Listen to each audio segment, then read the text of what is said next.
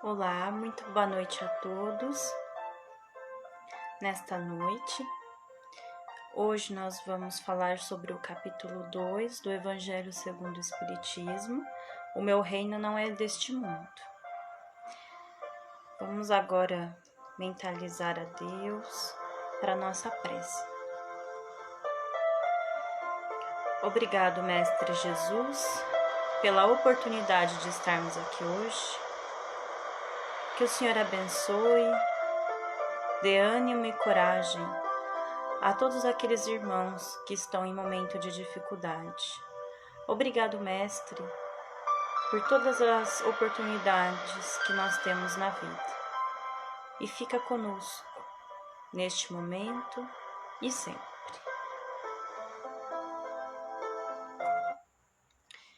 Quero agradecer a todos que estão conosco. Então, nós vamos falar um pouquinho sobre o capítulo 2 do Evangelho segundo o Espiritismo, que é o capítulo O Meu Reino Não É Deste Mundo. Inicia-se o capítulo... Desculpa, gente, escorregou aqui o celular. Voltando. Inicia-se o capítulo falando da parábola de Jesus, uma passagem, né? Quando Jesus já estava lá, no momento, né, de prova e expiação, Pôncio Pilatos o indaga: sois reis? E Jesus responde: meu reino não é deste mundo. E aí ele replica a Jesus: então é rei? E Jesus fala: eu não nasci e nem vim a este mundo, senão para testemunhar a verdade. Qualquer que pertence à verdade, escuta minha voz. Isso está lá em São João, no capítulo 18, no versículo 33, 36 e 37. E essa passagem do Evangelho sobre o meu reino não é deste mundo refere-se à vida futura, onde todos nós ingressaremos de alguma maneira, todos nós passaremos para essa vida futura. E Jesus, neste capítulo, ele vai trazer esse aspecto que é da vida futura, o quanto que esta vida ela é passageira, que as nossas preocupações aqui na Terra elas são com os bens materiais, mas nós devemos se preocupar com os aspectos espirituais, né? Que nós não somos uma lâmpada que se apaga. Porque que sentido teria a nossa existência se nós fôssemos essa lâmpada que se apaga? Qual o sentido nós teríamos de fazer o bem, de estudarmos, de buscarmos ser melhores a cada dia, se não houvesse essa vida futura? É tudo aquilo que nós vamos encontrar após a morte, que é este reino verdadeiro onde Jesus está, né? E como nós estaremos ou queremos estar lá? Na conquista dos valores que nós precisamos buscar, né? E buscar sempre fazer o bem, ajudar as pessoas, enxugar as lágrimas, né? E sempre se voltar para as coisas boas, para o bem. Claro que é muito difícil a compreensão dessa vida futura. Muitos de nós ficamos perplexos com as anomalias da vida, com as dificuldades, né? E muitos de nós depositam a felicidade nos bens materiais, porque é aquilo que nós estamos vivenciando e vendo, né? Muitas vezes nós duvidamos dessa vida futura, nós duvidamos de que exista essa vida futura. Mas aí o Espiritismo traz ali algumas comprovações dessa existência. Aí nós podemos lembrar, por exemplo, do grande amigo Chico Xavier, que ele trouxe cartas, né, do além-túmulo, outros tantos relatos, né, das pessoas que lá estão, né, das pessoas que partiram primeiro que nós. entre tantos outros, né, que são comprovações dessa existência da vida futura. Mas claro que, se analisarmos esta vida, veremos que existem injustiças, anomalias, pessoas passando por dificuldades. E qual seria o sentido disso se houvesse apenas esta vida? Deus seria injusto conosco? Deus seria ali o menino que coloca os seus filhos, né, para sofrer? Nós entendemos que não. Que se existe essas situações todas, que são esses obstáculos e essas dificuldades da vida, é porque nós precisamos vivenciar isso, para que a gente possa retomar essa vida futura melhor, para que possamos aprender com essas dificuldades. E claro que muitas das situações que ocorrem é por conta de coisas que ficaram pendentes no nosso passado. Então devemos ter ali calma, tranquilidade e paciência e lembrar que Deus, ele é toda justiça e bondade dentro dele mesmo e que ele não elege favoritos. Então, se ocorre essas diferenças na nossa vida, é porque precisamos passar por isso, porque ele tem a bondade em um grau máximo, né? E aí, retomando um pouquinho mais sobre o capítulo, Jesus, né, é citado que os judeus naquele período, eles não tinham esse entendimento da vida futura. Então, essa passagem do meu reino não é deste mundo, não ficou tão claro naquele momento, né? Porque eles acreditavam nos anjos, porém eles não acreditavam que nós poderíamos nos tornar anjos. Claro que é um anjo no sentido de bondade, né? Não aquele anjo que nós temos no imaginário de asas, enfim. É o anjo que nós podemos nos tornar na prática do bem e da caridade. E nós podemos compartilhar da felicidade futura. Nós vamos estar em contato com essa felicidade futura e vamos partilhar, né, desses momentos bons, das alegrias que é proporcionar o bem para outras, né? Porque a questão material neste mundo, a recompensa também é deste mundo. Nós podemos desfrutar do material aqui, né, deste bem-estar que a vida material proporciona. Mas nós temos que se preocupar com a vida futura, com o nosso espiritual, que é somente aquilo que nós vamos levar conosco.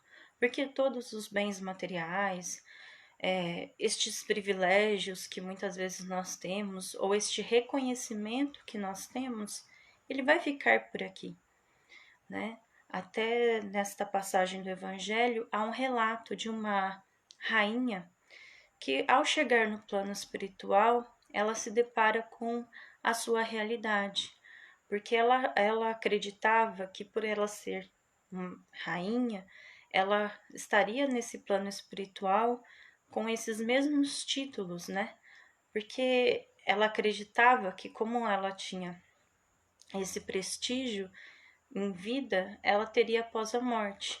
E o que ela encontrou lá foi realmente o contrário, porque ela humilhou muitas pessoas, ela desprezou muitas pessoas, então ela não agiu no bem. E, consequentemente, ela colheu essas situações todas que ela plantou ao longo da vida. E assim é com todos nós. Claro que o Espiritismo não tem esse entendimento, por exemplo, das penas eternas, mas todos nós, em uma certa medida, vamos colher o que nós plantamos, né? É a lei de ação e reação, mesmo lá no plano espiritual.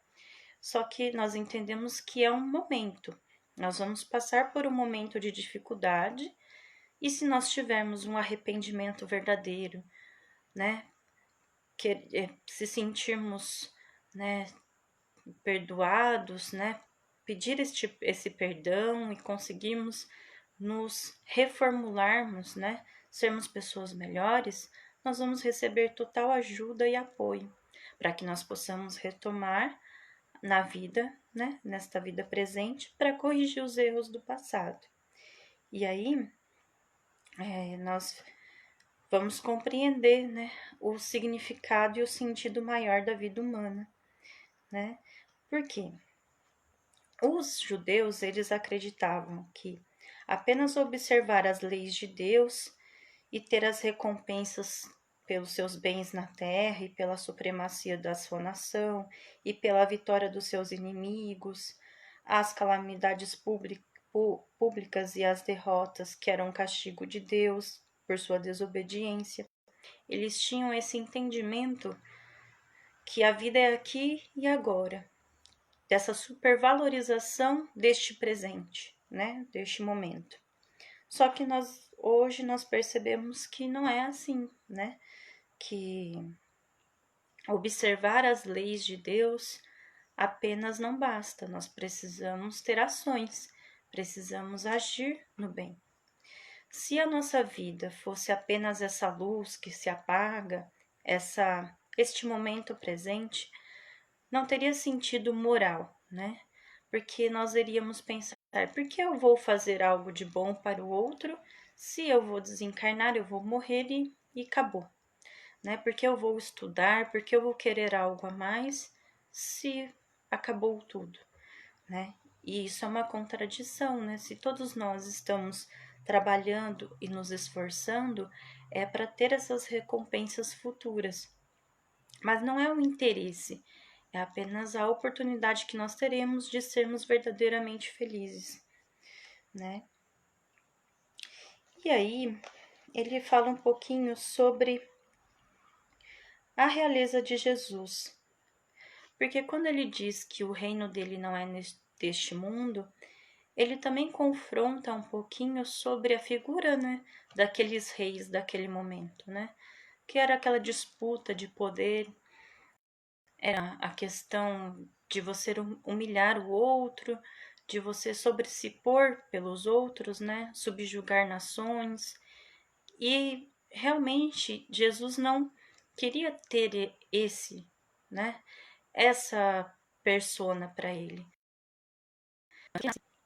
Ali, numa manjedoura, ele nasce no seio de uma família humilde, para que ele pudesse dali trazer a verdade e os bons ensinamentos, né? Para que ele pudesse mostrar para as pessoas a verdade, né? E o sentido moral que governa ainda mais, né? Sobretudo depois da morte. Porque ele não precisava ter uma realeza terrestre, porque só sua grandeza já demonstrava quem ele era, né? Aquela pessoa fantástica, né? O nosso irmão mais velho. E essa ideia que nós temos sobre a vida futura é o que faz nós termos uma fé inabalável, né? E que faz agirmos para realizar o bem e não o mal.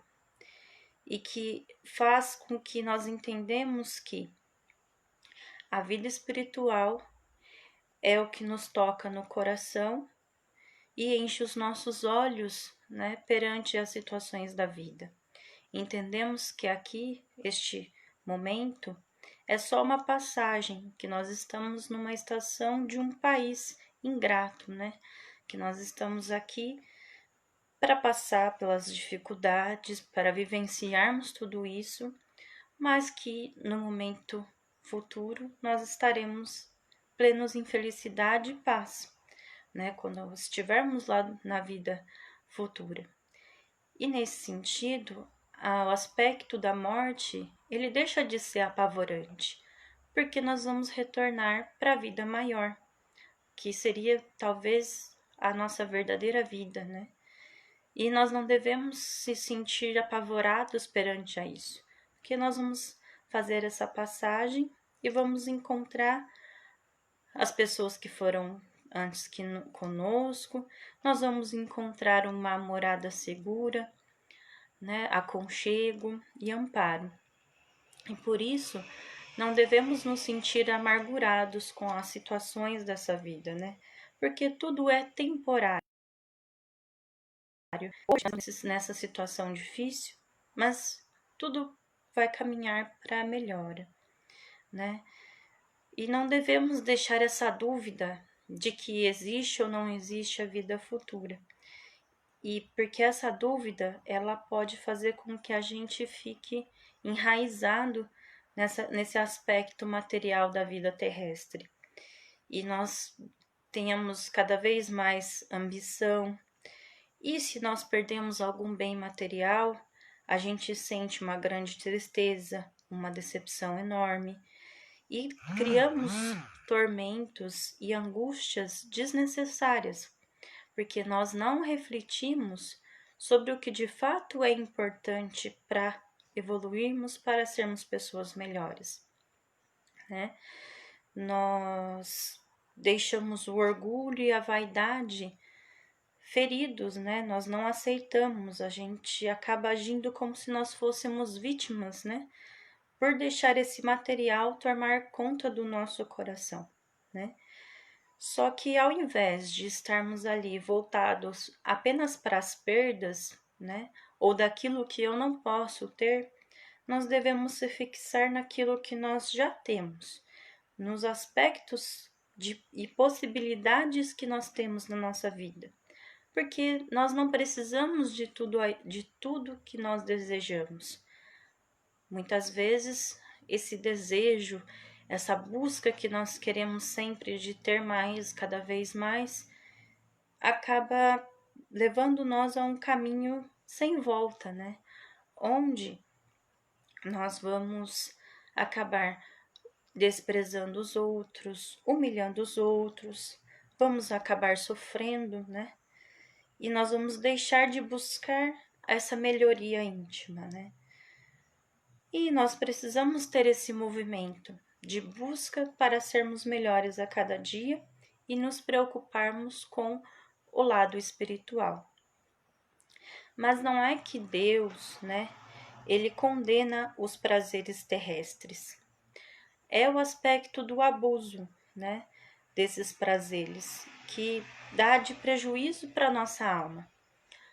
E aí a gente pode até buscar um pouquinho lá os gregos, como Platão, né, que trazia esse aspecto da alma, né, daquilo que nós podemos engrandecer na nossa alma, né, e deixar um pouco o corpo, deixar um pouco esse aspecto terrestre, né, que é esses abusos, né, nós não temos que ficar sempre nessa necessidade, nós podemos nos contentar com aquilo que nós temos e buscarmos a nossa melhoria e a busca do conhecimento, a busca de bons valores vão alimentar a nossa alma e nós vamos nos sentir abençoados, satisfeitos ao ter contato com esses ensinamentos das coisas divinas e espirituais, porque nós vamos ter a compreensão de que isso é mais importante do que o aspecto material, né?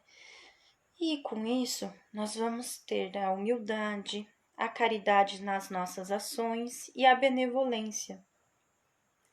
E vamos ter sempre esse sentimento para com o próximo, de ajudá-lo, de querer enxugar as suas lágrimas, o entendimento, o diálogo, né? E vamos compreender que o nosso caminho, ele é penoso. A vida humana, ela é muito penosa, mas nós vamos passar para a vida futura, a vida maior, com aprendizagens adquiridas e vamos olhar para trás e perceber o quanto que valeu a pena ter vivido tudo isso, ter passado por cada dificuldade. E nessa fé que nós temos dessa vida futura, essa fé inabalável que nos faz caminhar, fica o convite do Evangelho, né? Para que a gente deixe o espiritual alcançar o nosso coração e esqueça um pouquinho desses aspectos materiais, né, dessas dificuldades da vida humana, para que a gente possa ser melhor a cada dia. Então agora nós vamos nos concentrar para fazer a nossa vibração.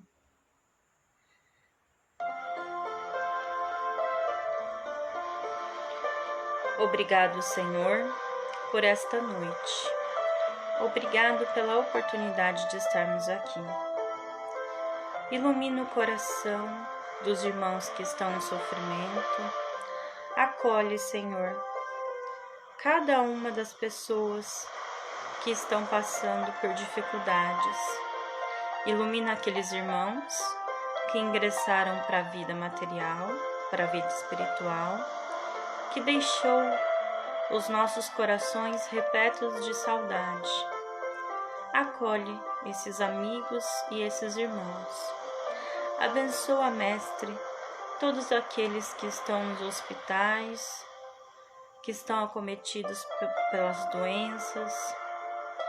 Acolhe, Mestre, e reconforta os seus corações.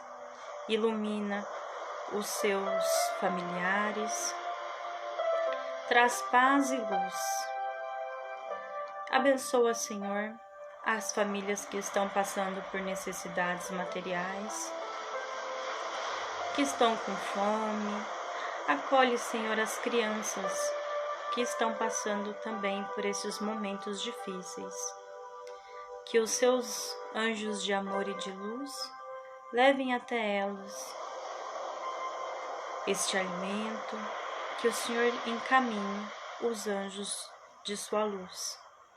E obrigada, Mestre, por tudo que nós temos.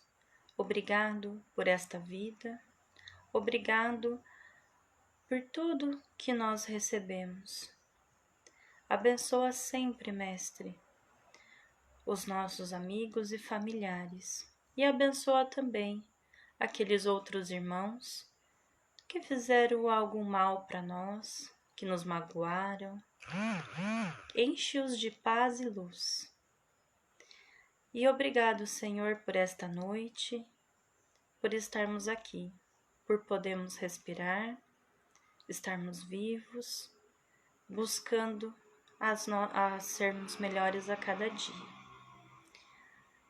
Então, eu quero agradecer a todos que estiveram conosco, uma noite muito abençoada e uma boa semana, e até ao próximo estudo do Evangelho, que será no domingo.